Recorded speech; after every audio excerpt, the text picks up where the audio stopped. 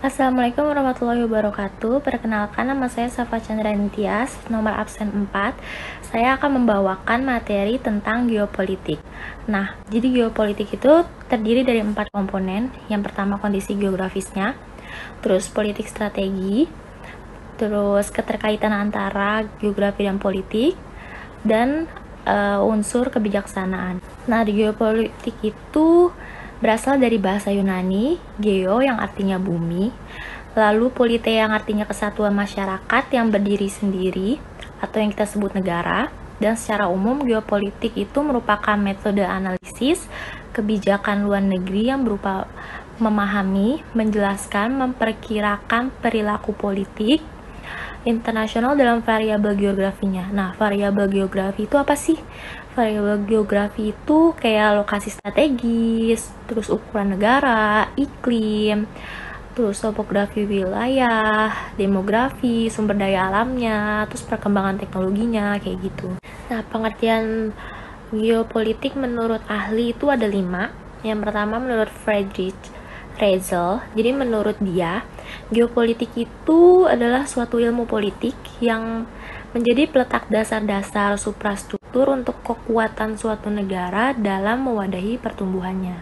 Dan yang kedua, ada Peter Higgett, yang artinya geopolitik itu menurut dia itu cabang ilmu geografi yang mengkaji mengenai aspek ruang pemerintahan, terus mencakup hubungan regional atau hubungan internasional yang ada di muka bumi ini. Terus yang ketiga, menurut Rudolf Kellen, geopolitik itu kayak merupakan suatu seni serta praktek penggunaan kekuasaan politik atas suatu wilayah tertentu. Lalu menurut Preston E. James, Preston berpendapat bahwa geopolitik itu merupakan sistem dalam hal menempati suatu ruang yang ada di permukaan bumi. Nah, yang terakhir menurut Sunarso, yang kelima yaitu geopolitik itu merupakan ilmu penyelenggaraan negara di mana setiap kebijakannya dikaitkan dengan masalah-masalah geografi wilayah suatu bangsa. Nah, menurut Indonesia itu sendiri, geopolitik itu merupakan sebuah metode analisis kebijakan luar negeri yang berupaya untuk memahami, menjelaskan, dan memperkirakan perilaku politik internasional dalam variabel geografinya. Nah, karena Indonesia itu negara kepulauan ya, jadi tentu saja berlandaskan Pancasila dan Undang-Undang Dasar. Sekian penyampaian pengertian geopolitik. Selanjutnya, faktor-faktor yang mempengaruhi geopolitik di Indonesia akan dibawakan oleh teman saya. Assalamualaikum warahmatullahi wabarakatuh. Salam sejahtera untuk kita semua. Om Swastiastu, Namo Buddhaya, dan salam kebajikan. Sebelum saya mulai presentasinya, baiknya saya memperkenalkan diri terlebih dahulu. Halo teman-teman, nama saya Delta Monzaki Dukun dari kelompok geopolitik. Di sini saya akan menjelaskan mengenai faktor yang mempengaruhi geopolitik di Indonesia. Sebelumnya, saya ingin menjelaskan dulu apa itu geopolitik. Geopolitik berasal dari dua kata, yaitu geo dan politik. Geo artinya bumi dan politik artinya politik. Yang mana dapat disimpulkan bahwasannya geopolitik tidak akan terlepas dengan pembahasan mengenai masalah geografi dan politik. Di sini ada pendapat Preston E. James mengenai geografi, yang isinya geografi mempersoalkan tata ruang, yaitu sistem dalam hal menempati satu ruang di permukaan bumi. Dengan demikian, geografi bersangkut paut dengan relasi antara manusia dengan lingkungan hidupnya. Sedangkan politik, ini juga menurut Preston E. James, politik selalu berhubungan dengan kekuasaan atau pemerintahan. Dalam studi hubungan internasional, geopolitik merupakan suatu kajian yang melihat masalah hubungan internasional dari sudut pandang ruang atau geosentrik. Konteks teritorial di mana hubungan itu terjadi bervariasi dalam fungsi wilayah nasional, internasional, sampai lokal. Jadi dapat disimpulkan bahwasannya geopolitik adalah suatu studi yang mengkaji masalah geografi sejarah dan ilmu sosial dengan merajuk pada pencaturan politik internasional. Geopolitik mengkaji makna strategis dan politis suatu wilayah geografi yang mencakup lokasi, luas, serta sumber daya alam wilayah tersebut. Serta memiliki 4 unsur pembangun, yaitu keadaan geografis, politik dan strategi, hubungan timbal balik antar geografi dan politik, serta unsur kebijaksanaan. Terdapat pula dua golongan negara, yaitu golongan negara determinis dan possibilities. Determinis berarti semua hal yang bersifat politis secara mutlak tergantung dari keadaan bumi atau posisi geografisnya. Negara determinis adalah negara yang berada di antara dua negara raksasa atau adikuasa, sehingga secara langsung maupun tidak langsung terpengaruh oleh kebijakan politik luar negeri dua negara raksasa tersebut. Sedangkan possibilities adalah negara yang tidak mendapatkan dampak yang terlalu besar dari keberadaan negara raksasa atau adikuasa, karena letak geografisnya tidaklah berdekatan dengan negara raksasa.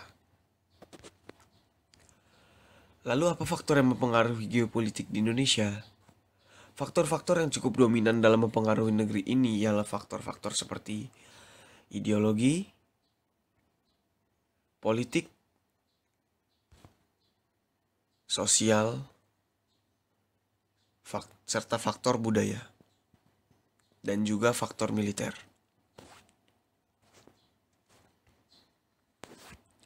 Oke, saya rasa cukup. Mohon maaf apabila ada kekurangan atau salah-salah kata. Wabillahi taufiq wal hidayah. Wassalamualaikum warahmatullahi wabarakatuh. Assalamualaikum warahmatullahi wabarakatuh. Perkenalkan, nama saya Intan Junita Sari Kompeni dari topik 2 tentang geopolitik. Di sini saya bertugas menjelaskan tentang unsur-unsur wawasan Nusantara. Yang pertama ada pengertian unsur dasar wawasan Nusantara. Unsur dasar wawasan Nusantara merupakan unsur-unsur yang terkandung dalam kehidupan berbangsa dan bernegara. Indonesia adalah sebuah negara kepulauan terbesar di dunia, dengan berbagai warisan yang terkandung di dalamnya, banyak sekali adat, budaya, serta ciri khas bangsa, sehingga menjadikan Indonesia penganut paham multikulturalisme. Unsur-unsur wawasan Nusantara terdiri atas 3. Yang pertama ada wadah atau kontur.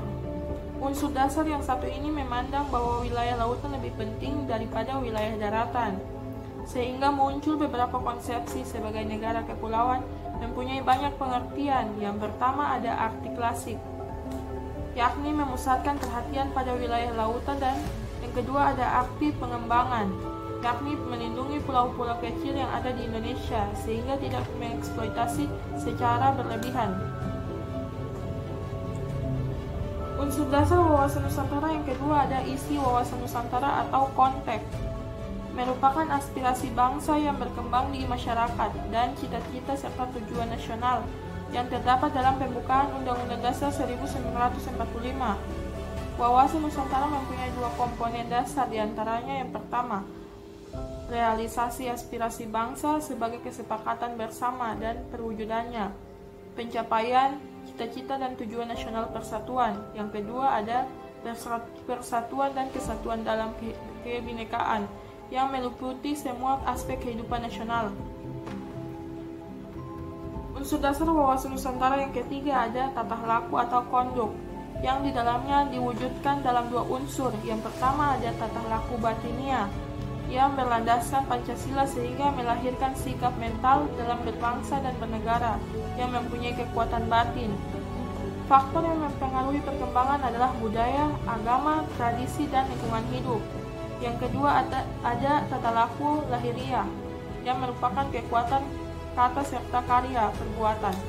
Hal tersebut akan terwujud di dalam tata perencanaan, tata pengendalian dalam sebuah proses pembangunan nasional, serta tata pelaksanaan.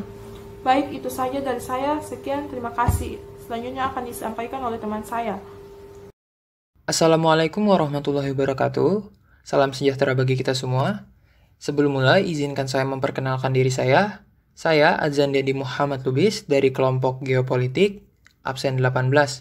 Nah, pada kesempatan kali ini, materi yang ingin saya sampaikan itu mengenai implementasi wawasan Nusantara sebagai satu kesatuan yang utuh.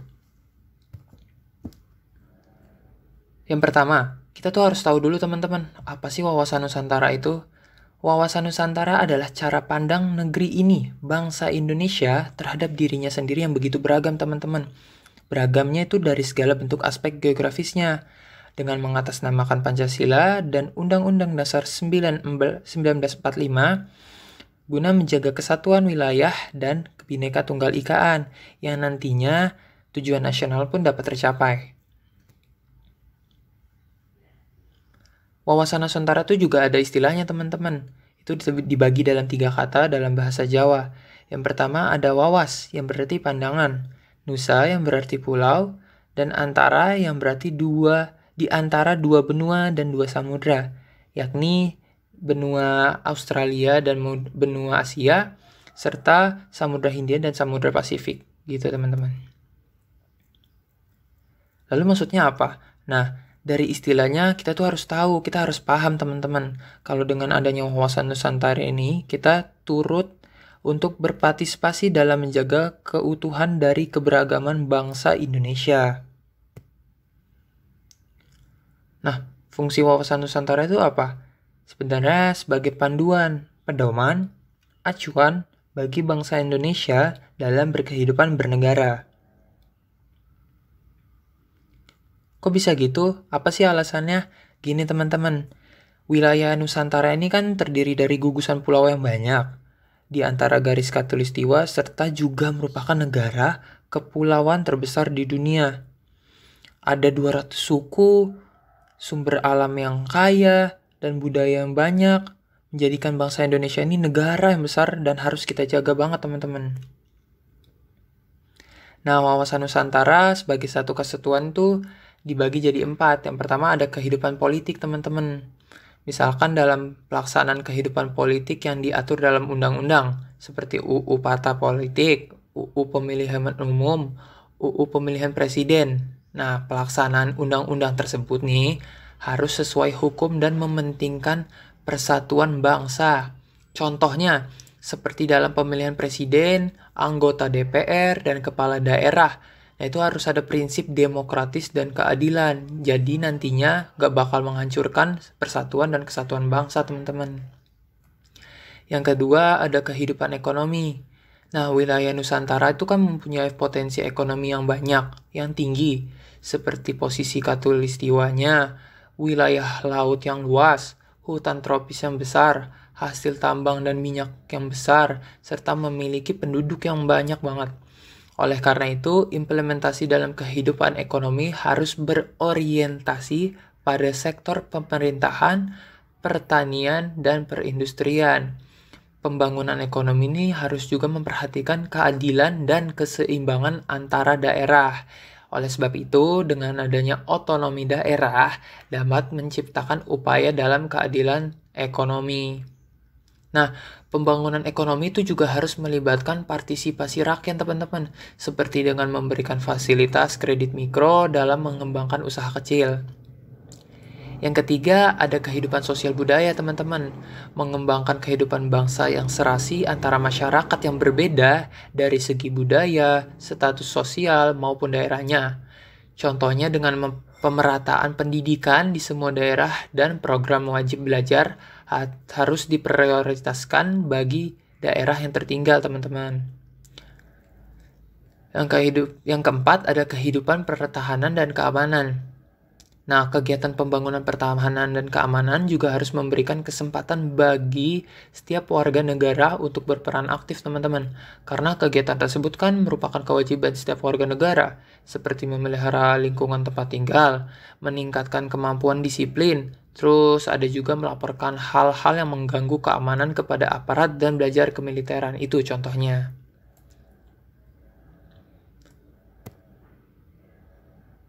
Nah, latar belakang dari wawasan Nusantara itu ada 4, teman-teman. Ada aspek falsafah Pancasila, ada aspek kewilayahan Nusantara, ada aspek sosial budaya, dan aspek sejarahnya, teman-teman. gitu. Sekian dari saya. Maafkan apabila ada kekurangan. Wassalamualaikum warahmatullahi wabarakatuh.